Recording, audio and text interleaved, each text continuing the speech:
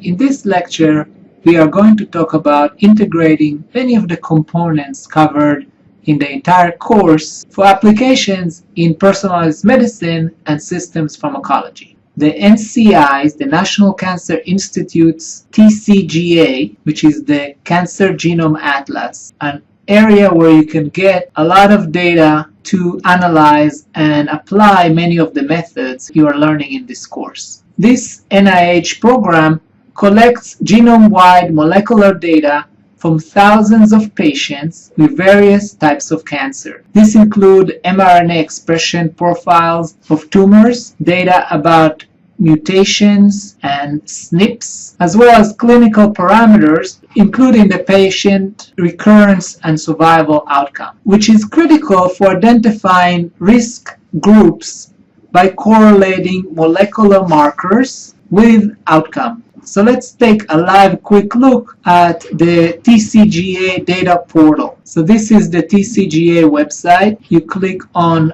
Launch Data Portal, and here you have all the various cancers. We are going to look at breast cancer. So we're going to click on this link, and this tells you the number of various different types of data sets that are available. So if we are interested in the mRNA expression data sets, there are almost 1,000 patients that had that data. And then we are getting into this data set interface where you can make a certain selection. For example, those tumors were profiled with 3 different platforms. There is RNA-seq data and then microarray data. So we can select, let's say, only this Agilent microarray data, and then we build an archive, and that archive is then going to be emailed to us through a link. So you will receive the link in your email after you register with the table that contained that dataset. And there are various levels of the data. You can get the raw data, or you can get the processed data at various levels. So the first application of analyzing the data from TCGA that I'm going to show you is visualizing networks and grids of patients. So here we combine the gene expression data, the microarray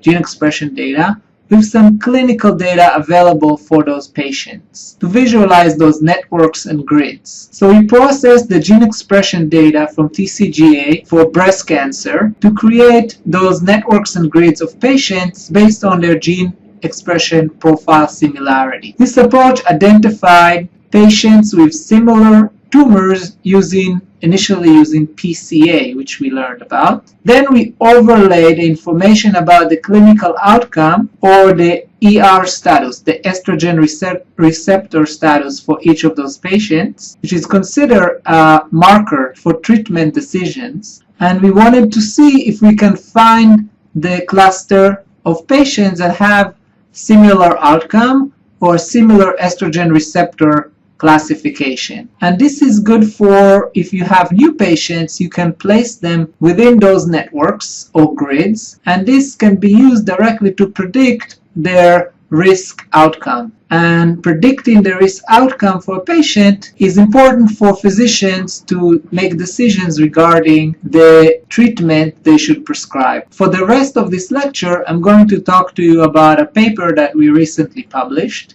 And the title of the paper is called Meta-Signatures Identify 2 Major Subtypes of Breast Cancer. So in this paper, we found a new way to analyze the gene expression mRNA data from TCGA using enrichment analysis. So you should all be familiar now with the enrichment analysis idea, and I'll show you how we use that for classifying breast cancer patients. So this is a summary slide of the entire study. The first step we took was to process the data from a publication that tested the effect of 77 drugs on 33 breast cancer cell lines. The goal of that study, that was published in PNAS by Hauser et al., was to identify which breast cancer cell lines are sensitive to which drugs. And this resulted in a bipartite network that connected drugs to cell lines. We also had mRNA expression data from those cell lines, from those 33 cell lines. So we performed hierarchical clustering and PCA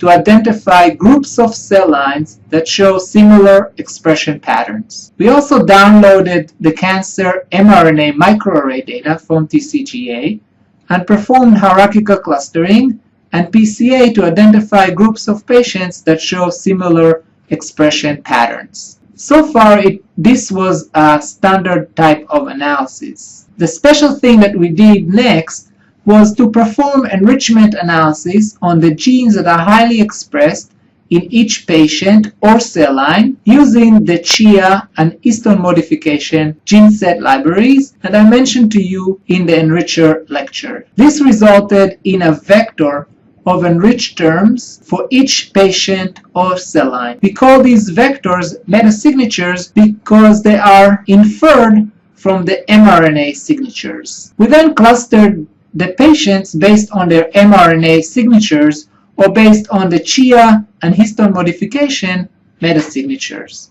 This resulted in different groupings of patients compared to what you get when you do the standard classification of patients based on mRNA expression. We also repeated the same metasignature approach to all the cell lines. Finally, we connected patient clusters to cell line clusters, and this indirectly connected the best drugs to clusters of patients that are most likely going to benefit from those drugs. So this is what the CHIA metasignature hierarchical clustering result looked like. The columns are the 536 breast cancer patient tumors, and the rows are transcription factor from the CHIA database. So the CHIA database contained for each transcription factor a list of genes that transcription factor is putatively regulating, and this is based on ChIP-seq or ChIP-chip. Each patient/tumor has a set of genes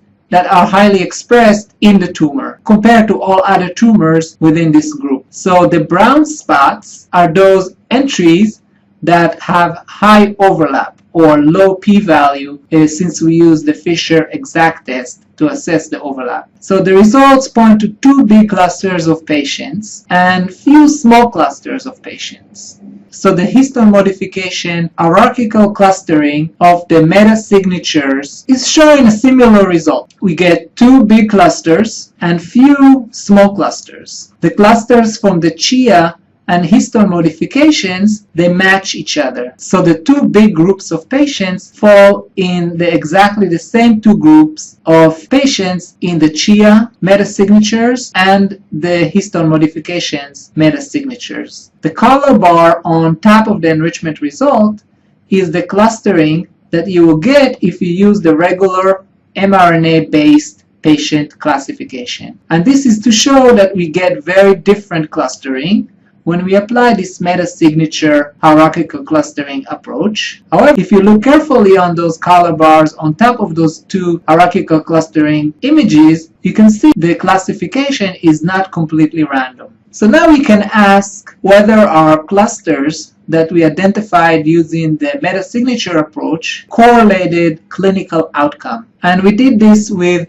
Kaplan-Meier survival curves. These curves visualize the percent of patients that survived over time within each cluster. So we can see that for the two big clusters, there is a big difference. One cluster shows better outcome, the red one, than the other. The other one is the blue one. We also identify a cluster of 27 patients that show 100% survival. The labels near each line are the top enriched terms for each cluster. So we are not only getting classification, but we also see the potential molecular explanation, the groups of genes functions within those clusters. So those patients that have highly expressed GATA and STAT genes that also correlate with genes that are regulated by the H3K36ME histone modification, those patients have 100% survival rate. Finally, we can connect the clusters of patients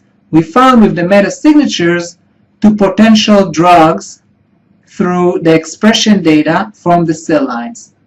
we see that there are many cell lines that can be linked to the groups of patients with the better outcome, but only one cell line is weakly connected to the clusters of patients with the bad outcome. And this suggests that maybe we need to develop more cell lines that are similar to the patients with the bad outcome. And once we have such cell lines, we can potentially develop drugs that would kill these cells and hopefully will be effective in people with this type of cancer.